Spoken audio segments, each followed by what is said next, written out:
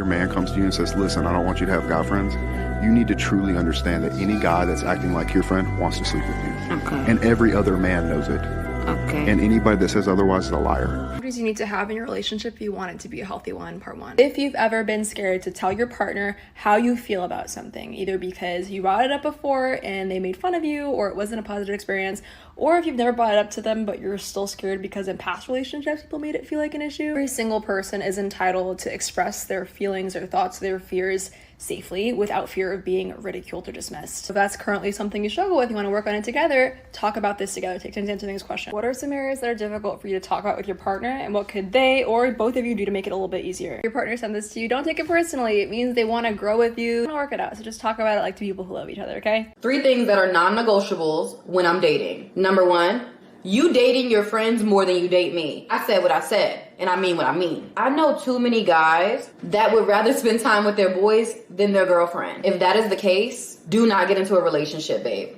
I am not about to compete with your boys, okay? Number 2, you not loving me in my love language. Now hear me out. If you tell me that you don't like quality time and physical touch and you're just not an affectionate person, check please. Let's wrap this up. You cannot change people. Now you can try to teach people to love you the way you want to be loved. And I know that I probably should be a little more patient with that.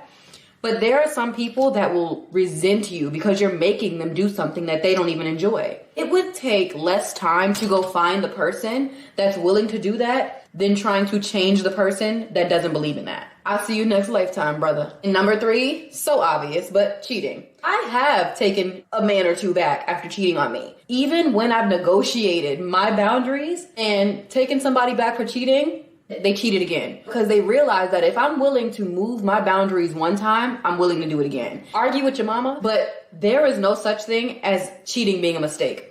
Cheating is a deliberate action. This is the number 1 sign your relationship won't work. The number 1 sign your relationship won't work is if your girl is still friends with her ex. No ma'am, no ma'am. If you're going to be in a relationship with a woman, there needs to be clear boundaries that there are no other males in her life, friends or not. I do not feel comfortable with my girlfriend having a male friend that if she ever gets vulnerable or if things ever go wrong with me and her, she can go cry on his shoulder, and a shoulder to cry on is a you know what to ride on. What most men will do will play the sidelines and wait for the opportunity to get with your girl. A lot of guys are good at this. They will actually play the waiting game. So you need to make that clear that there are going to be no other guys in her life when you're dating her. And if she's not okay with it, well, that's all you got to know. That's what she cares more about. I can't even comprehend. No.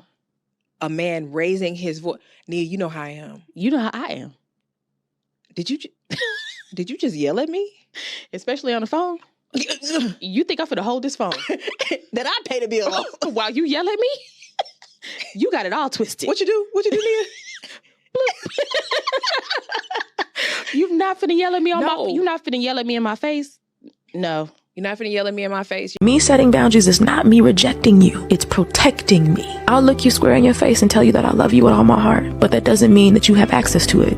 I can love you truly, deeply, with the love of God, but because of your behaviors, the way that you think, the inconsistency of your decisions, because I see how you handle your life, I choose not to give you permission to handle my life that way. It's my responsibility to do that for me. 3 boundaries you must set at the start of the relationship with her. See this? Don't touch. Don't let her go through your phone without asking you. She has no right to be going through your phone. She's not your mom, she's not your dad, so she shouldn't be going through your phone. 2, guy friends. If you're in a serious relationship with her, there should never be any friendly guy friends with her. If she doesn't want to get rid of them, that's a red flag. Go talk to another girl. Random pop-ups. Oh, I'm just randomly popping up at your work to check on you or at your house. Nah, she's randomly checking on you like you're a little kid to see if you're out with any girls. You might not see me again, so follow me. If he doesn't initiate setting up boundaries, he will spend the entire relationship trying to push yours. It's so true, and that is something you can tell a lot about a man by whether or not he has that conversation. Because if he initiates it, you know for a fact all you need to do is not flirt with the line. All you need to do is not put him in a position where he has to say no to you, because that is so difficult for a guy. But if he does not take the time and the initiative to bring that conversation up first himself, then just go ahead and cut it off. In a healthy relationship, it's your job to set a boundary, but it's not your job to manage their reaction to it. It's It's your decision to make a healthy boundary to maintain your relationship, but their reaction to it is only their decision. And in a way, a boundary is a way of saying, I need this from you in order to continue our relationship. Are you able to meet me there? And if they can't, then that's not your decision. Now, here's something that you have to understand about this discussion, and here's why it needs to happen as early as possible. Sometimes this talk is going to lead to seeing that you two are not on the same page.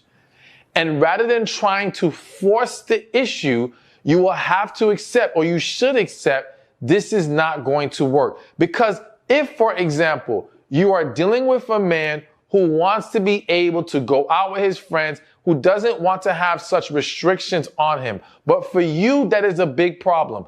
If you sweep that under the rug, you're just basically setting up a ticking time bomb, because he's going to do it at some point and you're going to get pissed. And now we have a bigger problem on our hands. And I always say these these issues that some may deem small will domino and snowball into bigger problems.